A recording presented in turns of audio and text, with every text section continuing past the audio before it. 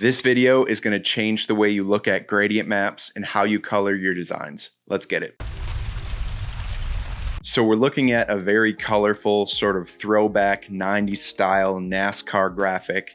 Now the first thing that might jump out to you is the colors don't really match, right? So I know a lot of you are using stock photos, you're using your own photos, maybe you're generating some art with AI, but if you're using those full color elements, it can be hard to make the colors match. And so I'm going to show you some tricks that are going to help out with that. What I would recommend is basically building out the design with the intention of matching all of the colors at the end. So you're basically going to be picking colors as you go. And while all of the, different elements are not going to match as you're designing, at the end of it, that's sort of when we'll apply these effects and get all of the colors more synced up. One aspect of design that can be kind of difficult is just figuring out what colors to use in the first place. Now you can definitely just look at other graphics and sort of use that as a baseline to determine what's going to work for what theme.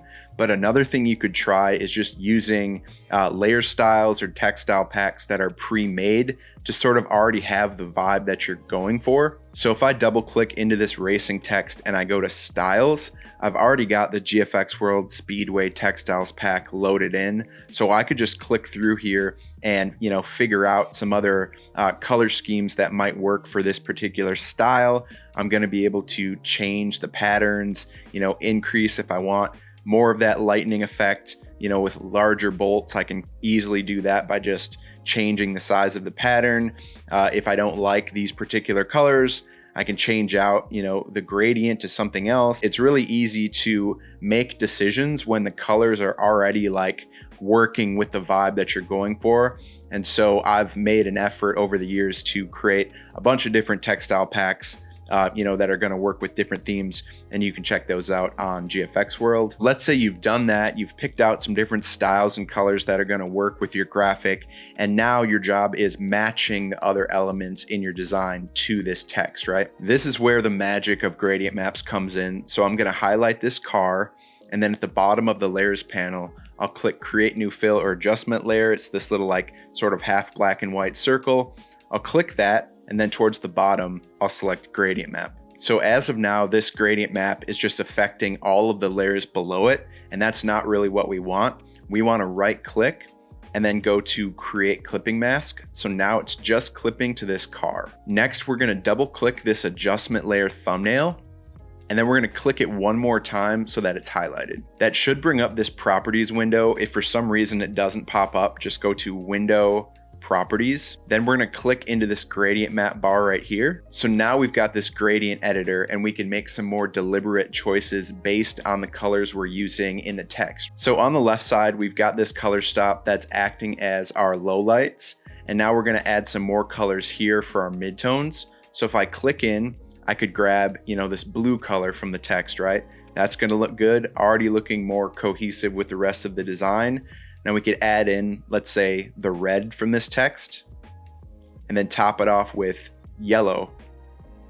So now we've got this entirely new look to the car that matches the rest of the graphic, right? So we could go ahead and click new, and that's going to save out that gradient map because we may want to use it later. Now I'm going to go through that same process and add the gradient map we just saved out to this fire in the background. But you have to be careful that if you have any other adjustment layers affecting the imagery, that you add the gradient map to the right place. And I'll show you exactly what I mean.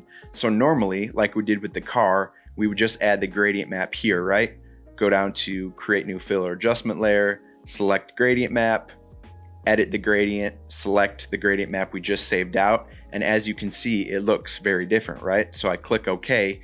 And right now this levels adjustment layer is affecting the gradient map. And so it doesn't look correct. So what you need to do is just make sure you move the gradient map above the adjustment layer. So now we're good to go. Anything that we add in this background layer is going to be affected by this gradient map and these levels. If you don't want that to be the case, you just have to select both of them, right click, and create clipping mask. So in theory, we could stop right now because at the very least, the colors match versus what we started out with. But at the beginning of this video, I said I was gonna change the way you looked at gradient maps. So let's get into that. The first thing I'll show you is how to quickly create some new color variations. So I'm just gonna collapse this group. That's kind of our master artwork group. And then at the bottom of the layers panel, you guessed it, I'm gonna bring in another gradient map, but this time instead of selecting individual color stops, I'll go to import and we'll bring in the GFX World Speedway gradient maps. Now this is gonna allow me to select a bunch of different colors that are just gonna work really well with this theme, right? So I can change the overall appearance of the graphic. It's gonna perfectly match this vibe because that is the theme of the pack. Now let's take the experimenting even further. Let's say we're happy with the color scheme, but we wanna try out some different combinations. What we're gonna do is highlight the gradient map layer at the top, and then we'll go down to create new fill or adjustment layer, but this time we'll select hue and saturation. We're then gonna drag this underneath the gradient map. We'll make sure that this thumbnail is selected. Now we can adjust the hue, and essentially it's gonna give us more color combinations based on our original gradient map. Now let's say you've changed your mind once again, you don't even like the colors that are being used. In theory, you could drag the hue and saturation adjustment layer above the gradient maps and then again play around with the hue, and this is going to give you some entirely new colors to work with. Here's what's really crazy. We're not even done yet. Remember when we were using the textile pack earlier? Now you could continue to try out some different styles and all of these colors are going to perfectly match. So you could literally just click around and find some new graphic styles that are going to work for your text, and it's just going to match perfectly with your existing design. In fact, you could even go outside of the theme, try out some other random packs, and you might come up with some really interesting results. So all of this kind of plays into my theory that whenever you're done with a design, you should always spend another 15-20 minutes on it, and experimenting with colors and different variations is a really good way to take your designs to another level, or at the very least present some different color options to your clients. If you liked any of the design tools used in this video, they're all linked in the description, so you can head over to GFX World and grab them for yourself. If you learned anything in this video, don't forget to hit the subscribe button, and I'll catch you in the next one. Peace.